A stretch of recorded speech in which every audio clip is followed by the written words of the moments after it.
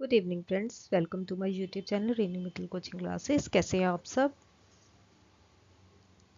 आज हम करने वाले हैं लीगल एस्पेक्ट्स ऑफ बिजनेस के एमसीक्यूज। राइट, मिक्स्ड एमसीक्यूज हैं बट स्टार्टिंग फ्रॉम कि आपके पूरे सिलेबस की क्या होगी, साथ साथ रिवीजन भी होती रहेगी। So let's start. Which of the following is not a feature of valid contract? इनमें से हमने बताना है कि वैलिड कॉन्ट्रैक्ट का फीचर कौन सा नहीं है। Offer and acceptance, competent parties, lawful consideration and written document. सो अगर हम वैलिड कॉन्ट्रैक्ट की बात करें तो उसमें ऑफर भी होगा, एक्सेप्टेंस भी होगी, both parties are competent, lawful consideration भी होना वैलिड है, but written document is not a valid feature, not an essential feature of a valid contract. So what is our correct option? Our correct option is option D. Right? Next question.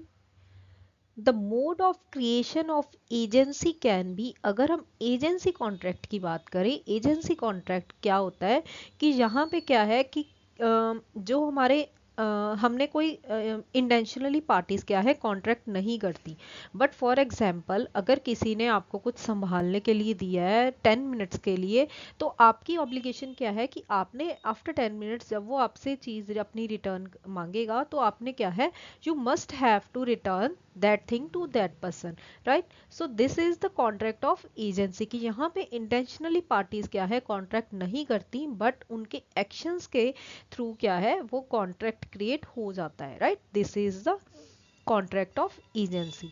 तो जो mode है creation of agency का वो कैसा होना चाहिए? Express और implied, implied only, express only, and the none of the above. So what is the correct option? Our correct option is both. express भी हो सकता है और implied भी हो सकता है। express means कि वो चाहते हैं एक दूसरे से, for example कि उन्होंने आंखों से इशारा किया, हाथ से उनको इशारा किया कि हमारे बीच कॉन्ट्रैक्ट है। राइट, एंड इम्प्लाइड मीन्स कि उनके एक्शन से पता लग रहा है। Right, so mode of creation of agency can be express और implied. Next question, which statute governs the sale of goods in India? अगर हम सेल ऑफ गुड्स की बात करें तो कौन सा एक्ट उनको गवर्न करता है? Indian contract act 1872, sale of goods act 1930, companies act 2013 and partnership act 1932. So what is our correct option? Our correct option is option B, sale of goods act 1930. Next question, What does consideration mean in a contract? Consideration का मतलब क्या होता है एक contract में? Promise given in return for a promise, कि किसी promise की रिटर्न में हमने जब किसी दूसरी पार्टी से प्रॉमिस किया। A lawful price paid for goods, awareness of terms, and the none of the above. So what is the correct option?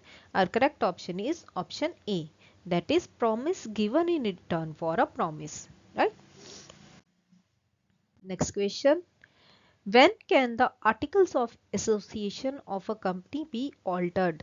कि जो हमारे articles of association हैं वो कब alter कर सकते हैं?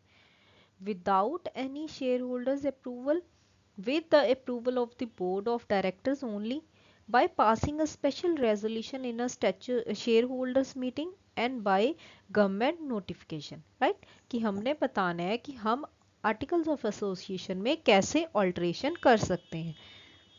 So what is the correct option? Our correct option is option C, that is by passing a special resolution in a shareholders meeting. Clear? कि शेयर होल्डर्स मीटिंग में एक resolution pass करके हम क्या कर सकते हैं, अपने आर्टिकल्स ऑफ एसोसिएशन में चेंजेस कर सकते हैं। Clear? Next question, what kind of damages are awarded to punish a wrong doer in a contract breach? कि अगर किसी कॉन्ट्रैक्ट में ब्रीचेस होते हैं तो जो रॉन्ग डूअर होगा उसको कौन से काइंड ऑफ डैमेजेस क्या है, हम जो कोर्ट है वो पनिश करती है? Nominal damages, punitive damages, compensatory damages and liquidated damages.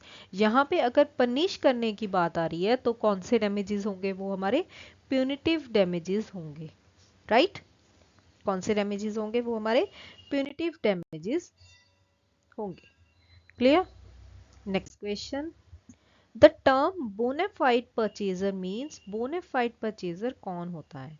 A person who purchases honestly without notice of any defect, a person who buys goods at a loss, a person who owns the goods, and the none of these. So who is the bona fide purchaser? So bona fide purchaser means a person who purchases honestly without notice of any defect. Right कि किसी person ने honestly क्या है कुछ purchase किया है without notice of any defect. Next question, which of the following is considered a valid contract under the Indian Contract Act? Valid contract under the Indian Contract Act. Agreements made by minor, agreements without consideration, agreements made with free consent and lawful object, and agreements made under coercion. So हमने बताना है इनमें से valid contract क्या होगा। So what is a correct option? Our correct option is agreements made with free consent and lawful object. Right कि अगर यहाँ पे पार्टीज का क्या होगा, फ्री कॉन्सेंट होगा एंड जो ऑब्जेक्ट होगा वो भी क्या होगा, लॉफुल होगा। Right? Next question, what is a contract as per the Indian contract act?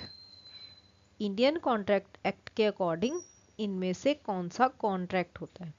An agreement not enforceable by law, an agreement enforceable by law, any agreement between two parties and promise without consideration. So what is our correct option? Our correct option is option B, that is an agreement that is enforceable by law. Clear?